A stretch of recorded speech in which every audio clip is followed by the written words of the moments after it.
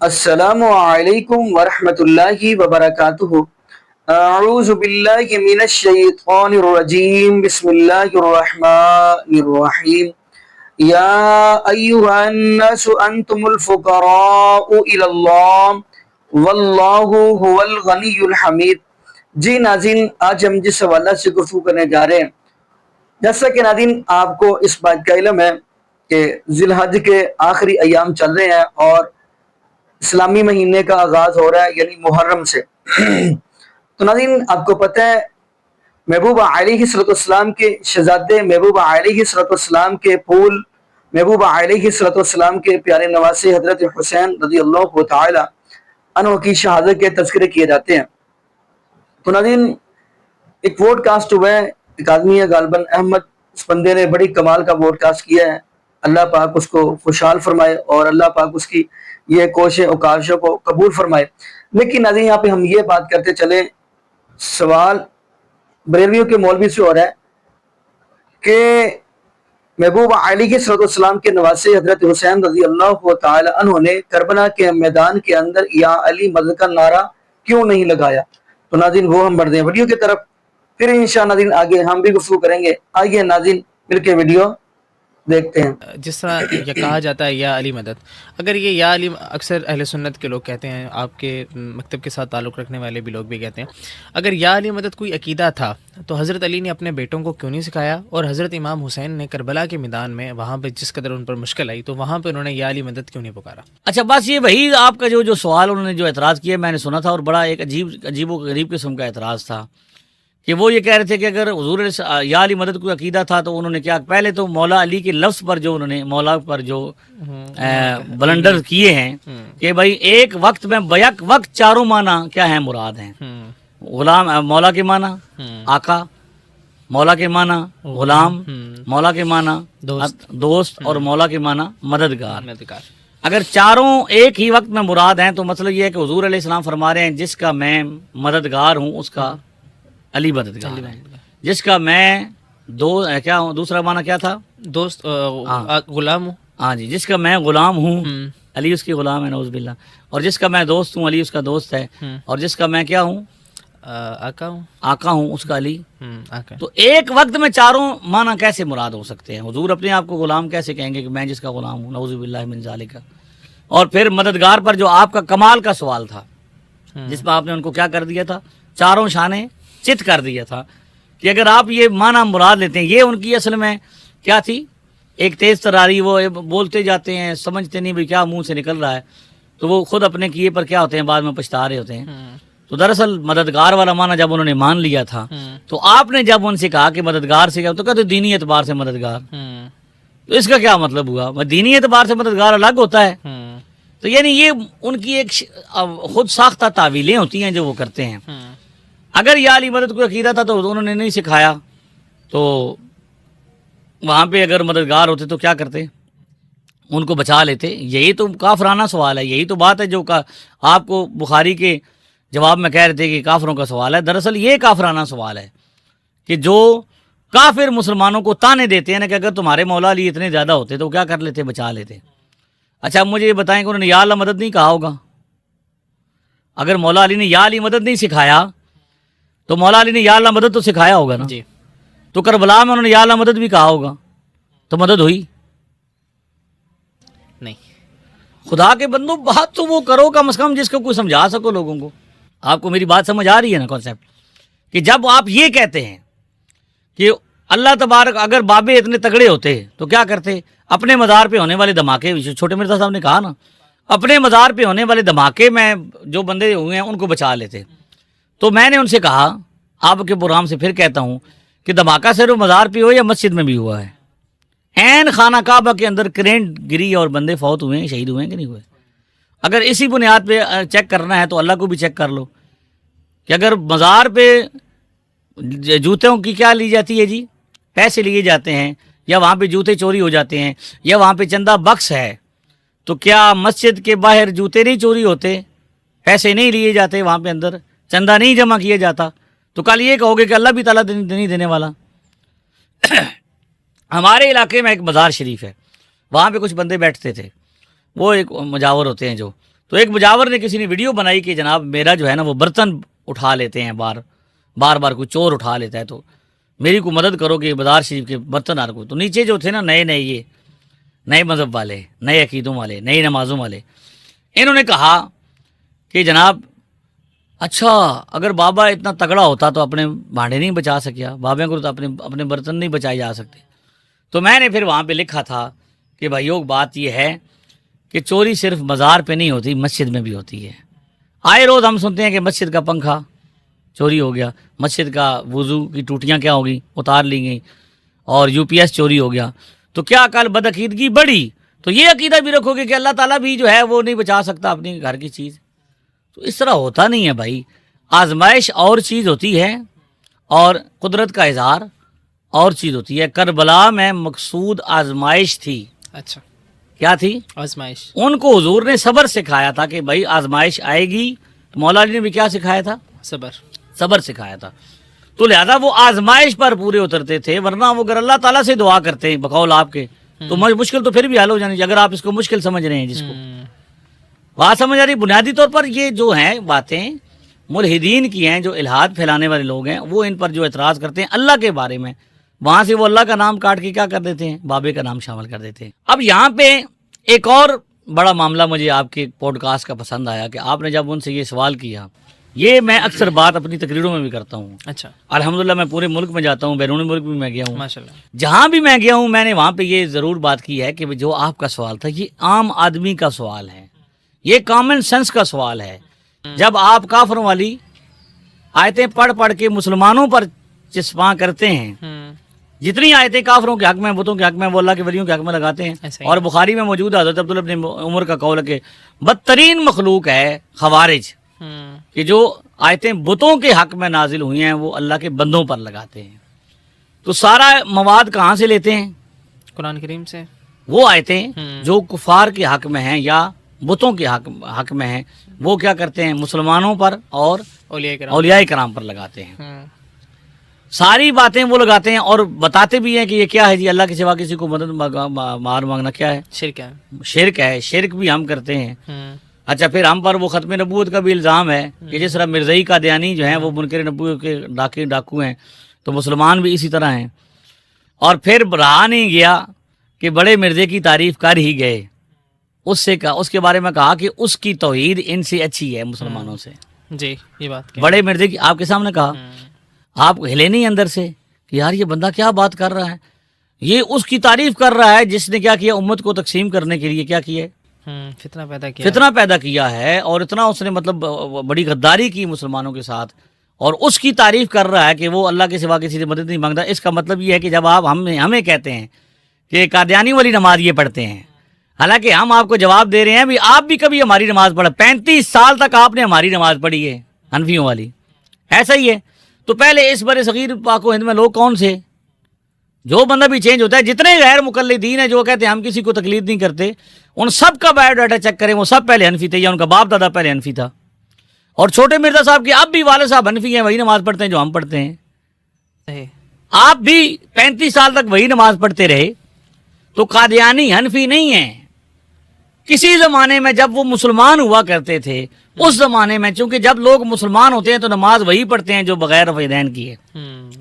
تو کسی زمانے میں وہ نماز پڑھتے رہے، پہلے ہم بھی تو پیچھے، ہر باپ جو ہم ہیں سب کے، اصل جو ہم ہیں. لہذا ہماری وجہ سے کیا ہوتے ہیں، اب جب ایک بندہ چینج ہو گیا، ریورٹ ہو گیا، اب جیسے چھوٹے مرزا صاحب کیا ہو گئے، ریورٹ ہو گئے، بدل گئے ہیں، اور ان کو اپنا انہوں نے فرقہ بنا لیا ہے. اب ہم ان کو کہیں گے کہ آپ حنفی تھے پہلے، نہیں، ہم ان کو حنفیت کا ابدا نہیں کریں گے. لہذا قادیانی والا معاملہ کیا ہے؟ ہاں، مرزا قادیانی کے ساتھ جو ان کی جو مشابہت ہے وہ کس میں ہے کہ عقیدہ اس کا وہی ہے جو ان کا ہے. خود آن کیا، آپ کے اس پوڈ کاسٹ میں خود آن کر رہے ہیں نا کہ وہ اللہ کے سوا کسی کو مددگار نہیں مانتا، مزاروں کو نہیں مانتا، وغیرہ وغیرہ. یہ کہا نا کہ توحید اس کی اچھی ہے. اس کا مطلب یہ ہے کہ بڑے مرزا کی اور چھوٹے مرزا صاحب کی توحید ایک جیسی ہے. آن کیا نا، آپ نے سنا، یہ توحید اچھی ہے. تو جب یہ ساری باتیں کرتے ہیں کہ ہم جناب ختم نبوت کے نعوذ باللہ کیا ہیں، डाके भी मारने वाले हैं। हम उन्हीं की तरह हमारे औलिया कराम को और बुजुर्गों पर ज़बान दराजी भी इसलिए करते हैं कि वो क्या हैं, नऊज़ बिल्लाह ख़त्म नबूवत के डाकू हैं। और फिर हमारे शिरक वाले मामलात भी हैं कि हम शिरक भी करते हैं कि हम अल्लाह के वलियों से मदद मांगते हैं। तो फिर हम नमाज हमारे पीछे क्यों पढ़ते हैं? और ये वो झूठ बोलते हैं कि ये एक दूसरे के पीछे नहीं पढ़ते, हम तस्हीह करते हैं। अगर छोटे मिर्जा साहब ये पॉडकास्ट सुन रहे हैं तो मैं उनको सुना रहा हूं कि आप अपनी तस्हीह करें। हर मामले में आपको जो आपने जल्दबाजी की है, कोई चीज़ भी आपने, हमारे 2 मिनट का क्लिप भी आपने पूरा नहीं सुना, तो आपने कभी भी पूरी बात नहीं सुनी, अधूरी बात झूठी उन्वानात के साथ आप लगाते हैं। आप ये ना कहें कि ये एक दूसरे के पीछे नमाज नहीं पढ़ते। भाई जिस तरह आप हमारे पीछे नमाज पढ़ते हैं ना, और आपके माँ जो हैं साथी वो भी पढ़ते हैं, इसी तरह अहले हदीस भी हमारे पीछे नमाज पढ़ते हैं, देवबंदी भी हमारे पीछे नमाज पढ़ लेते हैं। लेकिन हम किसी के पीछे नहीं पढ़ते। हम मुसलमान अहले सुन्नत व जमात, जो मुसलमानों का कसीर और कदीम तबका है, वो किसी की बदमज़हब के पीछे नमाज नहीं पढ़ते। छोटे मिर्जा साहब असल में क्या करते हैं, बातों को मिला देते, मिक्स करते हैं, मिलाते हैं, और लोगों को क्या करते हैं, गलत सामत जो है ना रहनुमाई करते हैं, धोखा देने की कोशिश करते हैं, जल्दी जल्दी बातें कह देना और ऐसे मिक्स कर देना। लिहाजा आप पूरी रिसर्च करें कि अहले हदीसों के मौलवी हज़रात ये कह रहे हैं। उमर सदीक साहब ने कहा कि बरेलवी मुसलमान हैं, उनके साथ निकाह वगैरह हम करते हैं, हमारे साथ तो वो, हम तो कहते हैं किसी के साथ निकाह नहीं होता। तो हमारा स्टांस है ये, हमारा ये स्टैंड है कि हम किसी के पीछे क्या करते हैं, नमाज नहीं पढ़ते बदमज़हब के पीछे, वो हमारे पीछे पढ़ लेते हैं। आज भी रिकॉर्ड चेक कर लें। तो लिहाजा हमारा इसके बावजूद कितना कॉन्फिडेंस है कि हमें वो मुशरिक भी, यही तो हम कहते हैं कि मिर्जा साहब आप भी कंफ्यूज हैं और आपको लॉन्च करने वाले भी कंफ्यूज हैं, गैर मुकल्लिदीन, कि उन्हें हमें मुशरिक भी कहना पड़ता है। आयतें सारी वो पढ़ते हैं, हदीसें सारी वो पढ़ते हैं जो मुशरिकीन के हक में है, और हमारे पीछे नमाजें भी। अगर मज़ारों की वजह से बंदा मज़ारों पर जाने से और मदद मांगने की वजह से मुशरिक है, तो आप मुझे बताइए, आप एक पढ़े लिखे शख्स हैं ताहिर साहब, आप मुझे बताएं कि आपने दुनिया में सर्च की है कि मज़ारात किस किस जगह पे हैं? पूरी दुनिया में, पूरी दुनिया में है। आज सरहद इलाका है जहाँ पे देवबंदियत वगैरह ज़्यादा है, लेकिन आपको वहाँ भी बाबे मज़ार मिलेंगे। इसका मतलब ये है कि पूरी दुनिया के मुसलमान क्या करते हैं, मज़ारों पे जाते हैं, मानते हैं। ठीक है, मानते हैं। और अगर इस वजह से लोग मुशरिक हैं तो मुझे बताइए मुसलमान कितने रह जाएंगे? ये छोटे मिर्जा साहब और इनके चंद साथी, ये चंद गैर मुकल्लिदीन, ये चंद देवबंदी हज़रात, ये चंद जो हैं अहले कुरान हज़रात जो बने हुए हैं। हमें अगर उम्मत से निकाल 80 सफ़े होंगी उम्मत की, भाई हुज़ूर ने क्या फरमाया, 80 सफ़े होंगी, और उन 80 सफ़ों में अगर हमारी सफ़े निकाल दी जाएं तो कौन रहेगा? और फिर कहा कलमा गो मुशरिक मांगते हैं। ये अजीब एक इल्मी शगुफा है। भाई कलमा गो मुशरिकीन कौन से होते हैं? मुशरिक भी है और कलमा गो भी है, कलमा भी पढ़ता है, शिरक भी करता है। भाई कहना क्या चाहते हो, बताओ तो सही। ये कंफ्यूज हैं, क्या है कंफ्यूज? ये कंफ्यूज हैं, मुशरिक भी हैं, कलमा गो भी हैं। भाई एक बंदा क्या है जी, मुसलमान भी है और काफिर भी है। ये मिक्सचर कभी नहीं देखा हमने। इस पे ना वो कुरान की आयत मुबारका से इस्तेदलाल कर रहे थे, अगर आप उस पे मैं उस तरफ भी आता हूँ। इंसानों की 3 ही किस्में अल्लाह ताला ने बयान की हैं। कुरान पाक शुरू करें आप, पहले सबसे पहले किन का जिक्र होता है? ईमान वालों का, फिर जिक्र होता है मुनाफिकों का, और फिर जिक्र होता है काफिरों का। या बंदा मुसलमान होता है, या बंदा मुनाफिक होता है, या बंदा काफिर होता है। ये क्या है, काफिर भी है और मुसलमान भी है। ये जो तकसीम की है ये मिर्जा साहब ने की है, छोटे मिर्जा साहब ने की है। अच्छा, अब आप आते हैं उनके इस्तेदलाल की तरफ कि उन्होंने कियास किया अहले किताब औरत के साथ निकाह को, किसके साथ? अब मुझे ये बताएं कि सिर्फ इसकी इजाज़त है कि मुसलमान मर्द किताबिया औरत के साथ निकाह कर सकता है, या इसकी भी इजाज़त है कि मुसलमान औरत किताबी मर्द के साथ निकाह कर सकती है? ज़रा मैदान में आए ना, सामने आए। मैंने आपको कहा कि हम अल्लाह के फजल से जेलम शहर से ही उनके एक एक मामले को क्या करते हैं, हम उनका इल्मी क्या है, रद्द कर रहे हैं अल्लाह के फजल से। तो अगर ये बात है तो इस चीज़ की इजाज़त है कि मुसलमान किताबिया औरत से क्या कर सकता है, ईसाई से निकाह कर सकता है। उस पर भी कर करा के नतीजा यही निकलता है कि वो कौन से अहले किताब थे जो मुशरिकीन नहीं थे, और ये कौन से अहले किताब हैं जो आजकल हैं, یہ الگ ایک بات ہے، اس پر ہم نہیں آتے کہ ہمارے بزرگوں کا اس پر موقف، ہمارے فقہا کا، علماء کا کیا ہے. اور یہ غلبہ اسلام کی بات ہے کہ مسلمانوں کے ساتھ وہ رہتے تھے اور بالآخر وہ کیا ہو جاتی تھی، مسلمان ہو جاتی تھی. تو آج کل تو کسی نے جانا ہے باہر تو کسی گوری سے شادی کرنی ہے تو اس لیے کرنی ہے کہ ایک مل جاتی جناب، نیشنلٹی مل جاتی. تو کیا مرد بھی، مسلمان عورت کو بھی یہ اجازت ہے کہ وہ مرد عیسائی مرد کے ساتھ شادی کرے؟ تو اس کا جواب کیا ہے؟ نہیں. تو پھر آپ کا تو معاملہ ہی پورا نہیں. آپ قیاس ہی غلط کر رہے ہیں، قیاس مال فارغ کر رہے ہیں. آپ مسلمانوں کے پیچھے، جن کو مشرک کہہ رہے ہیں، مشرکوں کے پیچھے نماز پڑھنے کو کتابیہ عورت کے ساتھ، نکاح کے ساتھ کیا کر رہے ہیں؟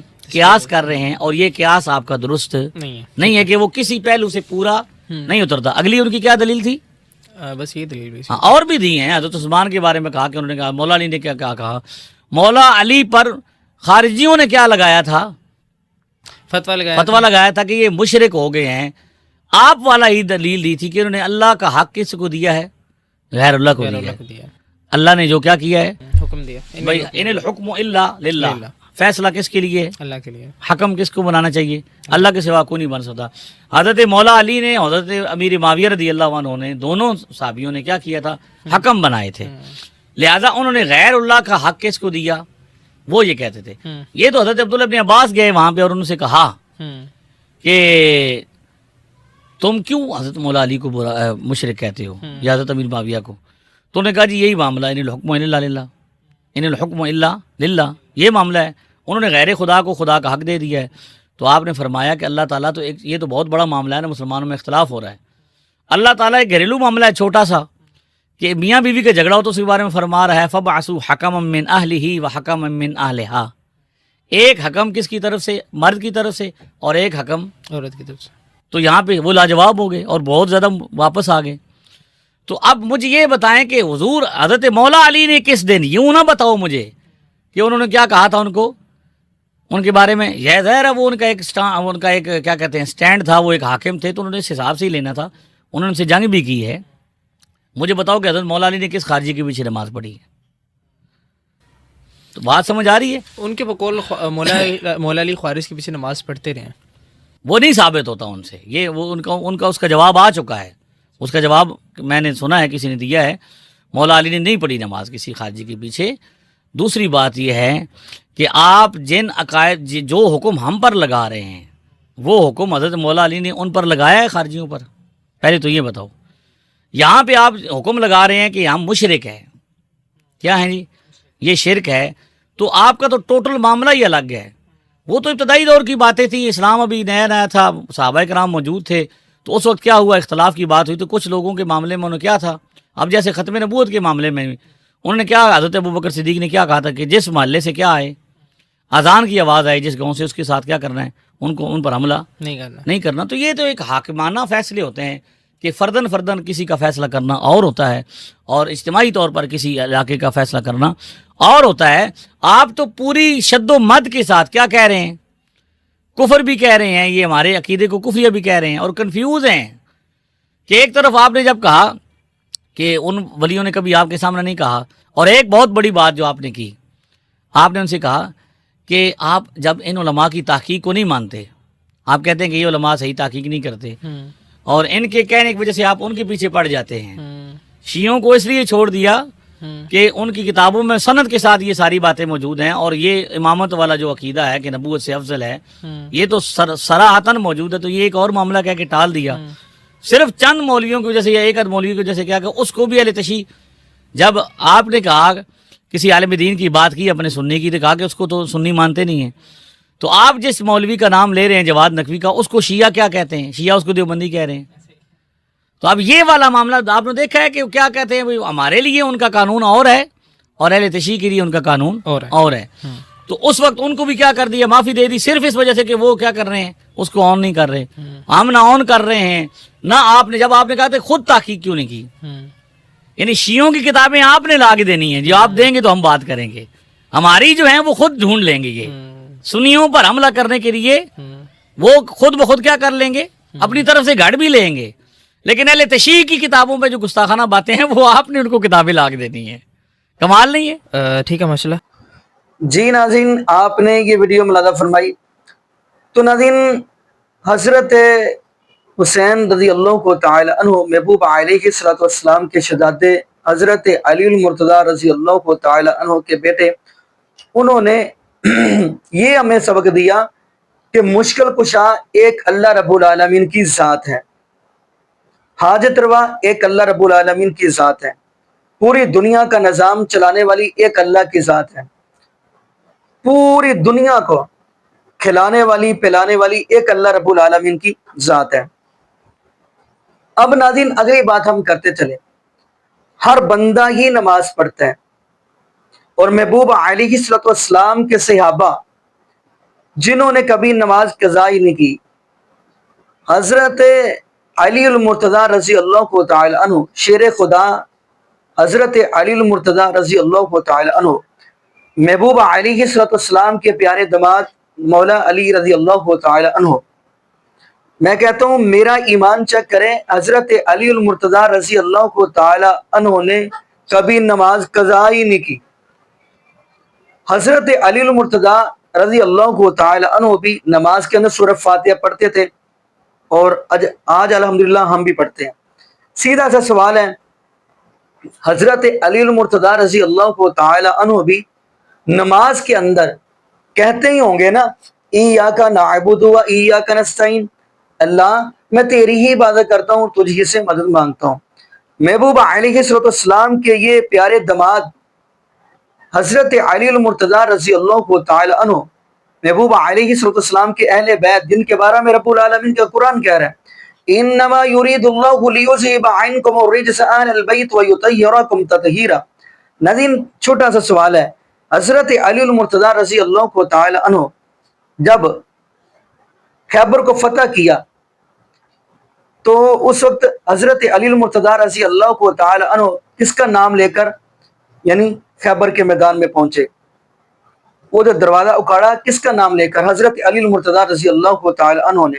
لیکن ناظرین یہاں پہ مجھے یاد آیا کہ ولی کامل ڈاکٹر اسرار احمد رحمۃ اللہ علیہ کی میں بات سن رہا تھا، انہوں نے کہا کہ اس دنیا کے اندر دیکھیں گے ہر بندہ یعنی حضرت علی المرتضیٰ رضی اللہ تعالی عنہ کو مشکل کشا سمجھتا ہے، یعنی یا علی مدد کہتا ہے، لیکن کبھی کسی کی زبان سے یہ الفاظ سنے کہ محبوب علیہ السلام کو انہوں نے کہا ہو یا محمد مدد صلی اللہ علیہ وآلہ وسلم، یعنی محبوب علیہ السلام سے مدد مانگی ہو، یعنی انہوں نے ویسے ایک بات سمجھانے کے لیے بات کی ہے۔ انہوں نے بھی یہ بات کہی ہے کہ مشکل کشا ایک اللہ ہی ہے، حاجت روا ایک اللہ ہی ہے، داتا ایک اللہ ہی ہے، غوث اعظم ایک اللہ ہی ہے، پوری دنیا کا نظام چلانے والا ایک اللہ ہی ہے۔ انہوں نے ویسے ایک مثال دی، انہوں نے کہا کہ دیکھیں محبوب علیہ السلام کی وجہ سے اللہ رب العالمین نے حضرت علی المرتضیٰ رضی اللہ تعالی عنہ کو مقام دیا۔ تو باقی ناظرین بات تو آپ سمجھ گئے ہوں گے، لیکن یہاں پہ ہم یہی بات کریں گے کہ اللہ پاک ہمیں عقیدہ تو ہی نصیب فرمائے، اور اللہ پاک ہمیں محبوب علیہ السلام کی شریعت کے مطابق زندگی گزارنے کی توفیق دے، اور اللہ پاک ہمیں 5 وقت کا پکا سچا نمازی بنائے، اور جتنے بھی بے اولاد جوڑے ہیں اللہ پاک سب کو نیک نورینہ صحت تندرستی والی ایمان والی لمبی زندگی والی اولاد عطا فرما دے۔ جزاکم اللہ خیرا، احسن جزا، السلام علیکم ورحمۃ اللہ وبرکاتہ۔